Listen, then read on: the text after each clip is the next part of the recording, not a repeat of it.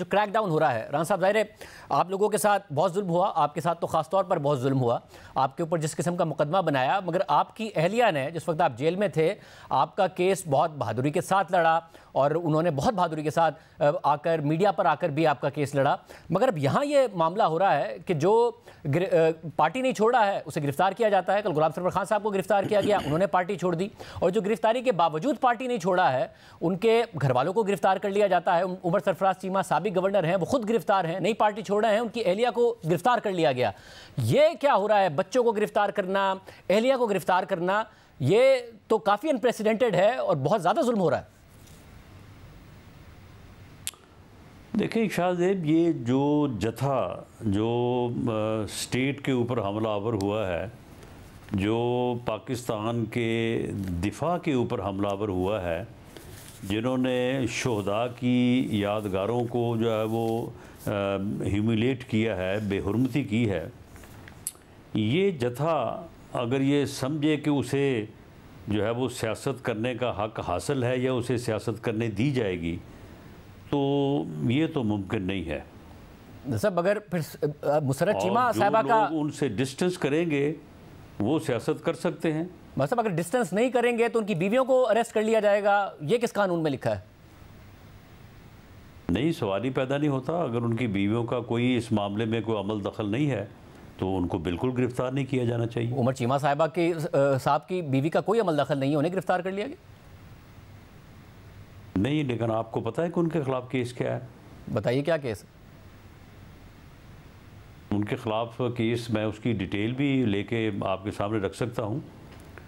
उन्होंने कोई अपने ख़ानदान में ही जो है वो, जब वो गवर्नर थे तो उन्होंने बाकायदा जो है वो यानी इस तरीके से जो है वो जायदाद हथियाई है और अपने और शायद अपनी बीवी के नाम पे करवाई है, कि जो कि किसी तौर पे भी जो है वो जस्टिफाइड नहीं था। अच्छा, तो फिर दूसरे केस में गिरफ्तार कर लिया गया, उसके लिए गिरफ्तारी कैसे लाजमी थी? जो है वो अपने असर और सूख से जो है वो अपने नाम मुंतकिल करवा दी। राजा साहब, उस पर इन्वेस्टिगेशन हो जाती, वाइफ को गिरफ्तार किया गया, फिर मुसर्रत जमशेद चीमा साहिबा हैं, उन्होंने पार्टी छोड़ दी, मगर उनके मियाँ को गिरफ्तार कर लिया गया और उन्होंने कहा है कि आप सियासत भी छोड़ दें तो आपके साथ माले गनीमत वाला सलूक जारी रहेगा। यानी सियासत छोड़ना ऑप्शन नहीं है, आपको आप सियासत भी मर्जी के मुताबिक करनी है, ये ऑप्शन है सर?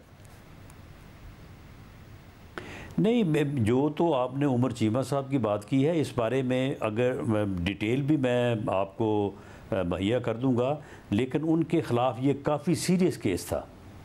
अच्छा, और मुसर्रत जमशेद चीमा साहब कीमती प्रॉपर्टी थी जो उनके अजीज़ों की थी और इन्होंने अपना असर रसूख इस्तेमाल करके वो अपने नाम मुंतकिल करवाई। इन्वेस्टिगेशन हो जाती है, डॉक्यूमेंट्री जो है वो प्रूफ है, इन्वेस्टिगेशन हो जाती है, जो है ना वो उसमें कोई यानी अभाव वाली बात ही नहीं है। इन्वेस्टिगेशन हो जाती, ताबुन ना कर रहा हो कोई, फिर अरेस्ट हो जाए, ये अरेस्ट होना फिर इस तरीके से होना। मगर मुसर्रत जमशेद चीमा साहिबा वो कह रही है कि हमने पार्टी छोड़ दी फिर भी हमारे मियाँ को गिरफ्तार कर लिया, माले गनीमत की तरह ट्रीट किया जा रहा है हमें। नहीं, सुन रहे, जो एंटी करप्शन लॉज हैं उसमें बाकायदा इंक्वायरी के बाद ही मुकदमा दर्ज होता है। इसमें इंक्वायरी काफ़ी देर से हो रही है, बल्कि अभी मेरा ख्याल है कि 9 मई से पहले का ये मामला जो है ये इस पे इंक्वायरी हो रही थी और वो इंक्वायरी और इन्वेस्टिगेशन के बाद ही वो मुकदमा दर्ज हुआ होगा। मतलब मुसर्रत जमशेद चीमा साहिबा उनके मियाँ को दोबारा गिरफ्तार कर लिया, पार्टी वो छोड़ चुके हैं, यानी कि ये ऑप्शन नहीं है कि आप सियासत छोड़ दें, वो कह रही हैं तो भी आपके साथ माले गनीमत वाला सलूक जारी रहेगा, यानी सियासत छोड़नी नहीं है, मर्जी से सियासत करनी।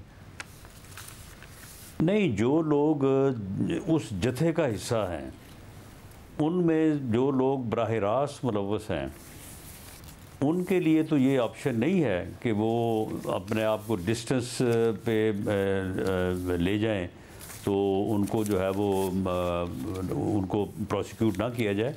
वो तो बहरहाल प्रोसिक्यूट होंगे, लेकिन कुछ लोग जो बराह रास्त मुलव्वस नहीं हैं और उनका कोई ओवर एक्ट नहीं है तो वो अगर डिस्टेंस करें तो उन्हें उनसे अलहदा किया जा सकता है। अच्छा, शहराम तरक्की साहब हैं, उनके चचा MP मोहम्मद अली तरक्की, वो कह रहे हैं कि वो अपनी फैमिली के हमरा हज पर हैं। गुज़िश्ता रात 10 बजे पुलिस ने इस्लामाबाद घर पर छापा मारा, तमाम कमरों के लॉकर तोड़े और तलाशी ली गई, मुलाजमिन पर तशद्दुद किया गया, तोड़ फोड़ के मुख्तलिफ लोगों के घरों में घुस के, फिर ये भी इल्ज़ाम लगा रहे हैं लोग के चोरियाँ हो रही हैं। ये क्या हो रहा है राम साहब? नहीं देखें शाहजेब, मामला ये है कि इस तरह से हर इंडिविजुअल के केस से मुतल्लक जो है वो इंफॉर्मेशन तो नहीं हो सकती। मौलाना साहब, इस्लामाबाद तो आपकी जुरिस्डिक्शन में ना बतौर वजीर दाखिला, दीगर केसेस दीगर हुकूमतें सब किसी भी केस नहीं, सुन लें नहीं उसमें देखें ना एक यानी तमाम केसेस से मुतल्लक जो है वो आपको जो है वो यानी डिटेल्ड इन्फॉर्मेशन तो आपके पास नहीं हो सकती, लेकिन इस बारे में जिन केसेस की भी आप निशानदेही करें, आप प्रोग्राम से कोई 1 घंटा पहले भी मुझे बता दें तो मैं बिल्कुल एक्यूरेट जो इन्फॉर्मेशन होगी मैं बिल्कुल आपके सामने, आपके प्रोग्राम के सामने और आवाम के लिए जो है वो मैं रखने को तैयार हूँ। और अगर किसी जगह पे किसी लॉ एनफोर्सिंग एजेंसी ने कोई तजावुज़ किया है तो उसे भी जो है वो कंसीड करने और तस्लीम करने को तैयार हूँ।